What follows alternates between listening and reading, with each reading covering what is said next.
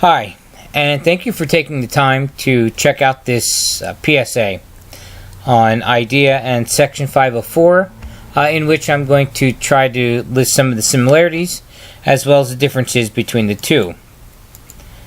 Prior to 1970, people with disabilities were denied equal treatment. In 1972, despite President Nixon vetoing a bill that would grant equal access to individuals with disabilities, Congress overruled that and granted that access or passed that bill. In 1975, students with disabilities were granted equal access to education, and we now know that as IDEA. In 1990, there was a Capitol crawl.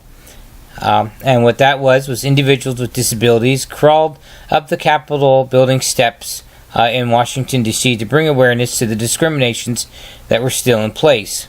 And then jumping ahead to present day, although not perfect, there have been accommodations and accessibilities put into place for these individuals with disabilities, such as students and their schooling and their education, elevators, ramps, special equipment, and technology.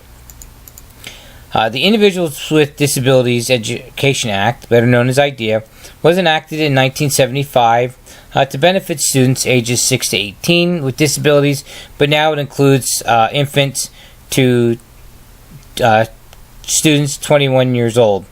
It covers 13 categories of disabilities and includes 6 principles, and it falls under the civil rights statutes.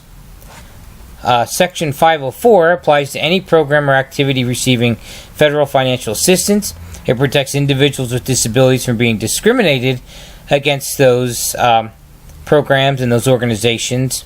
But despite that, they do not provide federal aid, and they are limited in scope. Some of the similarities: they protect individuals with all disabilities. Both laws hold organizations accountable, and as I said, they are both federal laws.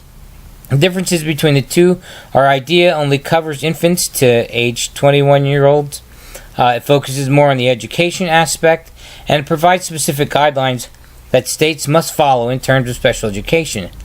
Section 504, on the other hand, covers all persons with disabilities regardless of age. It does not require parental consent on certain things, and their terms of disability are very broad. This page shows where I got my information, so feel free to go on, check those out, and read a little bit more on these two laws. Thanks again for joining me, and I hope you enjoyed this.